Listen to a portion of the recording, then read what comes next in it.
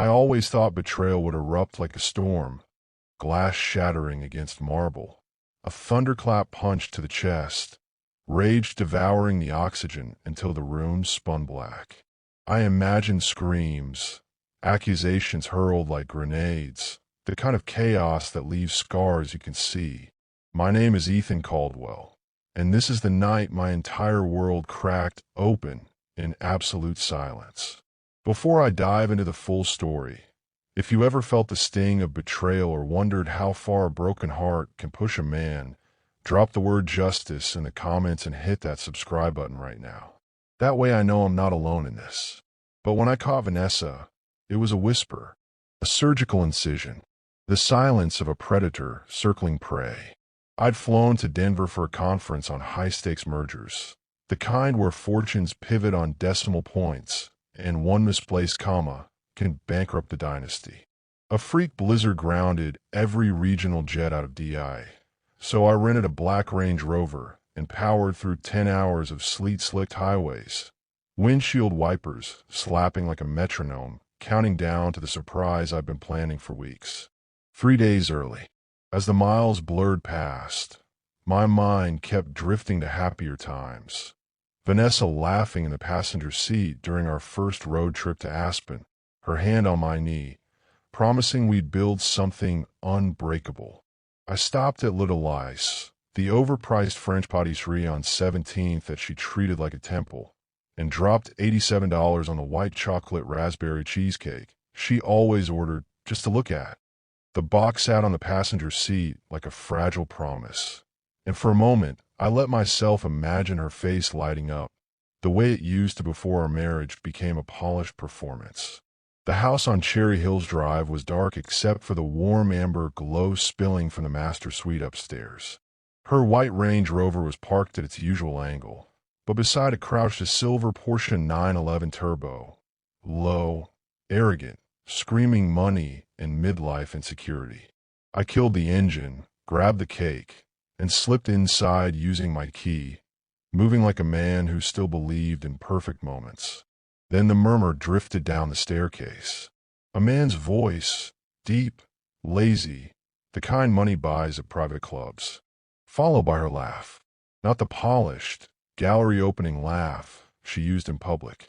This was the throaty, head thrown back one she used to give me in the early years, when we'd sneak away to the cabin in Aspen and the rest of the world simply didn't exist. I froze on the bottom step, the cheesecake box suddenly heavy as lead. My pulse didn't race. It slowed to a cold, deliberate thud. Every happy memory I'd replayed on the drive now felt like a cruel joke. I climbed the stairs slowly, each boot step on the oak sounding like a judge's gavel. The bedroom door was ajar, a thin slice of golden light cutting the hallway. I pushed it open with 2 fingers. There she was, Vanessa, my wife of 11 years, the woman who once cried happy tears when I proposed on the Amalfi Coast at sunset, now naked and glistening under Marcus Hale, the family friend, the real estate developer who had sat at our dinner table 3 weeks earlier, raising my 18-year-old Glenfiddich and toasting to unbreakable bonds, while his eyes lingered on her a second too long. His hand was on her thigh, her back arched, mouth open in pure abandon, the same way she used to look at me on lazy Sunday mornings. They froze the moment the door creaked. Time stretched like taffy. The air thickened with a cloying mix of her jasmine perfume and his heavy sandalwood cologne. The cheesecake box suddenly felt ridiculous in my hands, like a child's gift at a funeral. I didn't throw it. I didn't scream. I walked across the room, cleared a space on the antique dresser beside the diamond jewelry box I'd bought her in Paris for our 5th anniversary, and set the box down with the same precision I used signing 8-figure deals. I hope he's worth the calories, I said, voice calm as still water. Then I turned and left. Behind me, I heard frantic rustling, whispered curses, the pathetic scramble of guilty lovers. I didn't slam the door. I didn't need to. The silence I left behind was louder than any shout. Downstairs in the kitchen's cold LED glow, I poured a glass of water and stared at the granite island where we used to sit at 2 a.m. eating leftover pasta and talking about our dreams. The brownstone we renovated brick by brick. The nights she'd rest her head on my shoulder and say, "You're my safe place, Ethan." 10 minutes later she appeared, wrapped in the emerald silk robe I'd bought her in Milan for our 10th. No tears, just annoyance, like I'd interrupted her favorite show. "Ethan, don't be so dramatic," she drawled, leaning against the island. "It's not what it looks like." I almost laughed. Is that the script they hand out in Affair 101? She exhaled sharply, nails drumming the counter. "It just happened. We've been stagnant for years. I needed to feel alive again. Passionate. Stagnant. The word tasted like rust." I flashed back to the night we closed on our first investment property. Champagne on the balcony, her whispering, "We're building an empire together."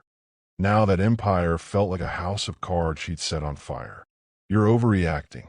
It was just sex. Meaningless. I'm not leaving you for him." "God, you're being so sensitive." Something inside me snapped. Not with fire, but with ice. A clean, surgical break. I looked at her, the woman I'd carried through her mother's illness, the one who'd held me when my father died, and felt nothing but Arctic clarity. "You're right," I said quietly. "I am overreacting. Go back upstairs. Finish what you started." I slept in the guest room that night, or tried to. At 3 a.m., I sat up, heart hammering, and opened my laptop. I didn't cry. I didn't drink. I started making lists, cold, meticulous lists, the same way I dismantled billion-dollar companies in boardrooms. Because that's what I do for a living. I find the cracks, and I widen them. For the next 3 months, I became the perfect husband again. Every Sunday, I brought her almond croissants in bed, kissing her forehead while she scrolled her phone, oblivious. We took a weekend getaway to the Hamptons where I held her hand on the beach under starlit skies and murmured, "I'm trying to forgive," even as her text from Marcus buzzed in her pocket. On our 11th anniversary, I booked the same Amalfi Coast villa we'd stayed in years ago, toasting her with the same vintage wine, smiling while inside I replayed that bedroom scene on loop. Couples therapy every Tuesday became my stage.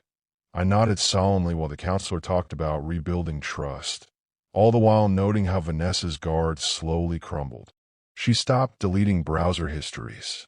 She left her phone unlocked on the nightstand. Text from Marcus grew bolder. "Can't stop thinking about last Tuesday, V. When can I have you again?" She even confessed one night, tears in her eyes, "I thought we were drifting, but you're fighting for us. I don't deserve you."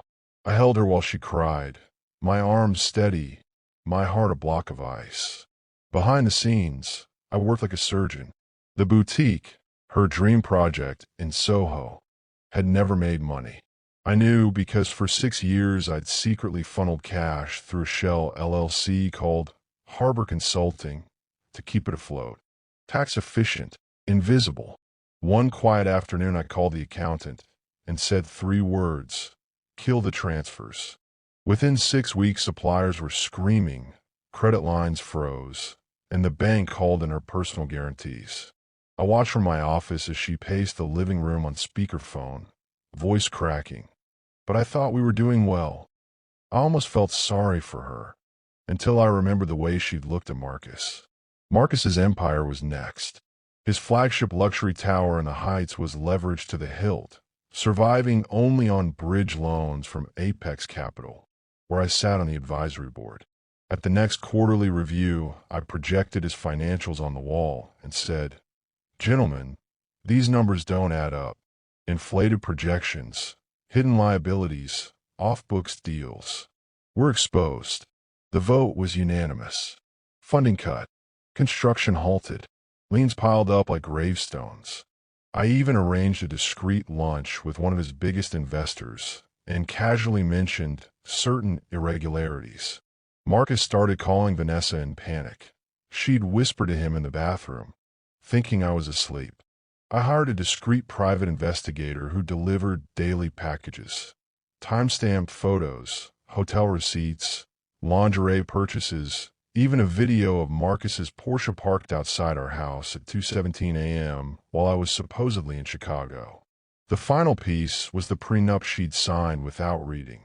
Drafted by me years earlier when we were still in love, and I was paranoid about protecting what we'd build after watching my own parents lose everything in a messy divorce. Ironclad infidelity clause. No alimony. Assets split limited to premarital holdings only. I met with my attorneys twice to make sure every document was bulletproof.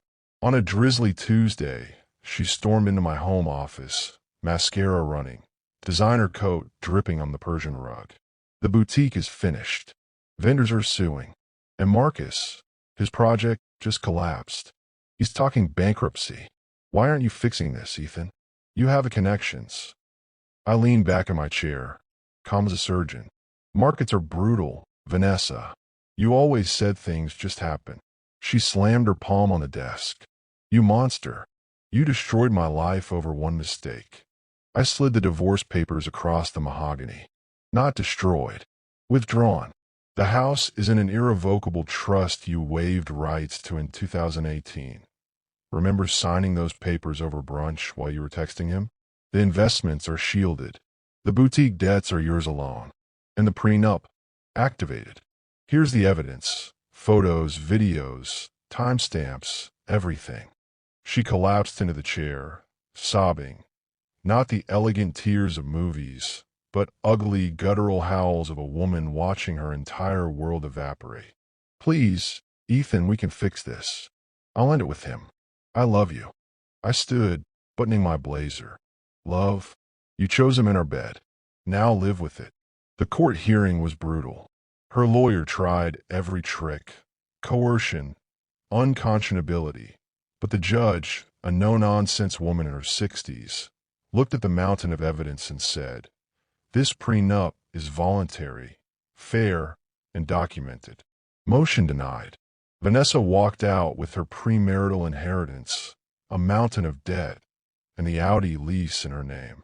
I paid her attorney fees, generous, tax-deductible, and the final twist of the knife. She moved to a one-bedroom in a tired suburb. I heard she took a job selling mid-tier fashion at a chain store, the kind of place she used to mock. Marcus sold the Porsche on Craigslist and disappeared to Florida, rumor said, working for a cousin's roofing company. She tried calling me once, voice breaking.